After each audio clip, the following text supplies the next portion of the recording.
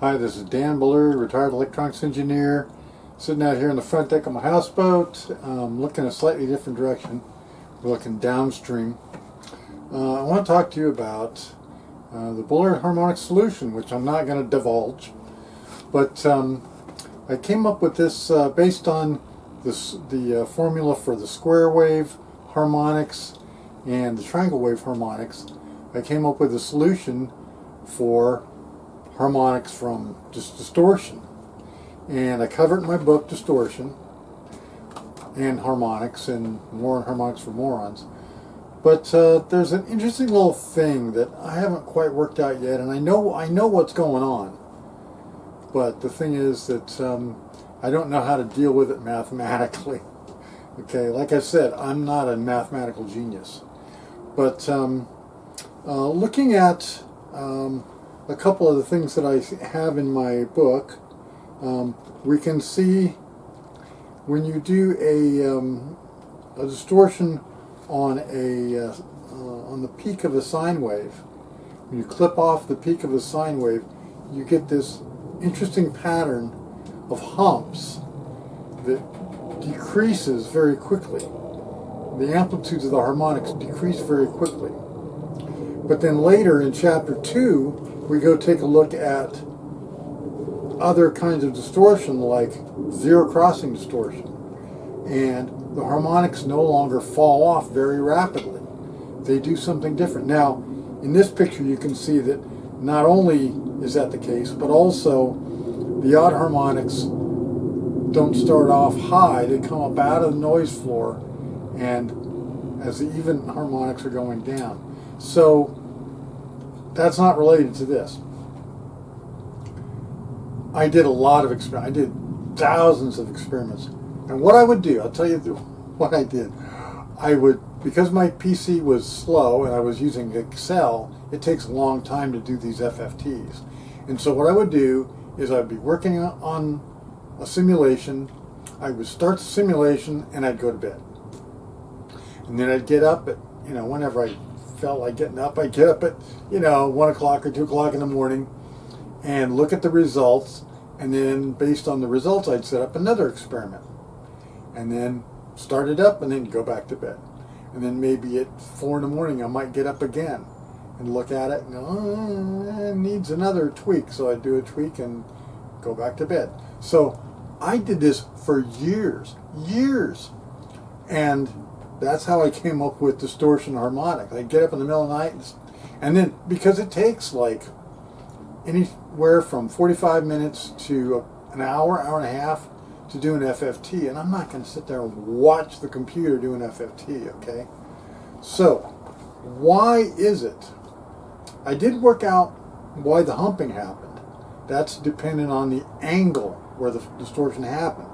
The reason that the harmonics look the way they do in a clipping, and the reason that it looks different in a zero crossing distortion has to do with the phase angle.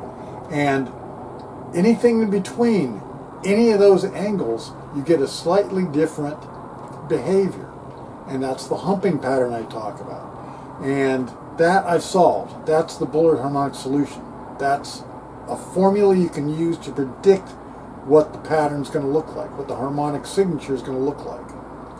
But why do clipping waveforms look the way they do and zero crossing waveforms look the way they do?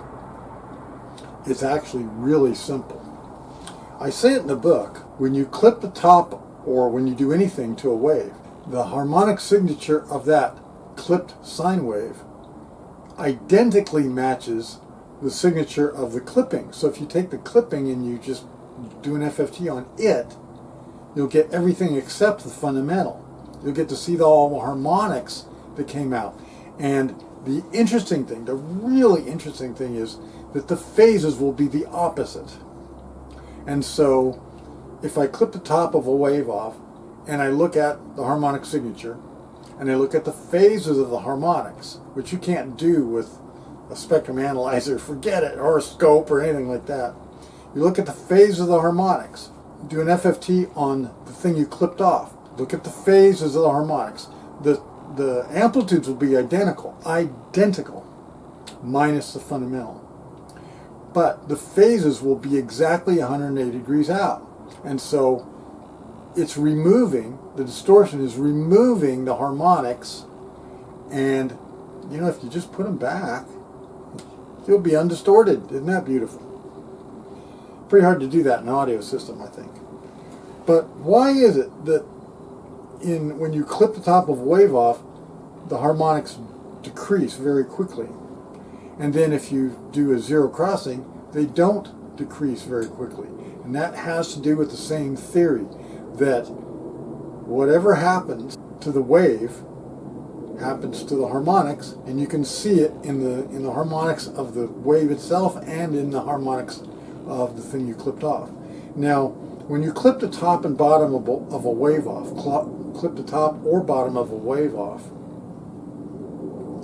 you will see that the lower harmonics are very high in amplitude.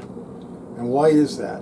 Because the peaks have a lot of low frequency energy, That's just the nature of those peaks. Because we're not making very fast transitions when we clip the top or the bottom of a wave off. There's actually a lot less upward or downward motion. And so it's a very slow signal, and so the spectrum just drops off very rapidly, and that's what most people think. And then they look at harmonic signature of a waveform that's been distorted at the zero crossing. Suddenly the harmonics seem to be like holding on and staying high, or staying relatively high for quite a while. And I talk about that in chapter 3, but forget about that. You don't have to read the book. What's happening is, when you have a fast edge in a distortion, the harmonics show up and they continue for a long time. When you have a slow distortion in a wave, the harmonics don't persist. They start off and then they drop down like a rock. So that's the interesting thing. So if you do a zero crossing, and zero crossing is just a relic of Class B amplifiers, just a relic. Class B amplifiers had this zero crossing problem, and I can simulate it, and I know I used to work on them. I worked on them a lot in the Navy, in tube amplifiers and also transistors. So the fundamental shows up, and then the harmonics roll off very, very slowly if it's a fast transition. If it's a slow transition, like in a peak clipping, then the harmonics start off high but then drop low very fast. Okay? So that has nothing at all to do with anything else except the speed of that transition in distortion. If it's a fast transition, the harmonics continue on for a long time. If it's a slow transition, the harmonics drop off very quickly. And the way I prove that is in chapter 2, and let me just show you. Here's one that I did. So here's the clipping. Here's the way for the clipping, and you can see how the harmonics roll off pretty quickly. And then I did a little trick. I went to that phase angle and I put a small distortion in that sine wave at that phase angle, the phase angle where the clipping happened. And when I do that, I get the same pattern, or a very similar pattern, but notice that the harmonics continue on forever. Why is that? Because I put something in there that has a very fast edge. Now, what do you know that has a very fast edge? Oh, wait a minute. I think you're talking about, square waves. Square waves and triangle waves, or ramp waves, have very fast edges. So anytime you have a very fast edge, you're going to get a lot of harmonics. Endless, relatively. Endless harmonics as far as your signal degradation is concerned. If the signal has a good environment, the harmonics will persist for a long time. If you put a filter in there, I won't tell you what company it was, but these guys thought they had a new way to modulate data. And so they put these glitches in the wave and said, oh, this is going to be great. Well, it created distortion. They're like, oh, we can filter that out. I said, okay, fine.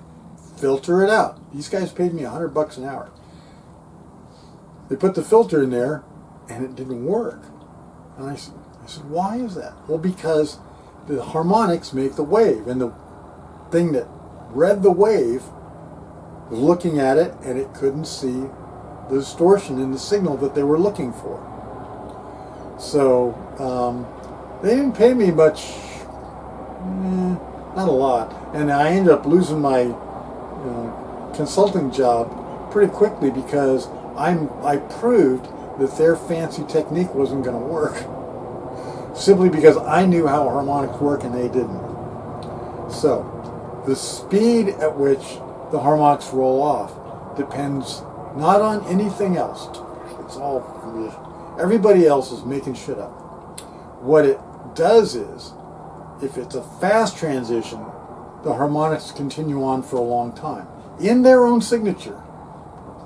And if it goes slow, if it's a slow transition, it'll be the harmonics will roll off very quickly because it doesn't need those high frequencies. But if it has a fast edge, it needs all those high frequencies. If you look at square waves, you can go into a square wave and do the FFT, get rid of the higher harmonics, then do the inverse FFT, and you'll notice that you've slowed the wave down. So when things happen fast on a wave, that means the harmonics go on forever. When things happen slow to a wave, the harmonics roll off very quickly. So it's kind of interesting. So the Bullard harmonic solution, which is a formula that I do give you in the book, but I won't give it away anywhere else, that formula does not include this feature, this phenomenon that I'm mentioning. I haven't quite worked it out, and I don't really want to go on and do it anymore.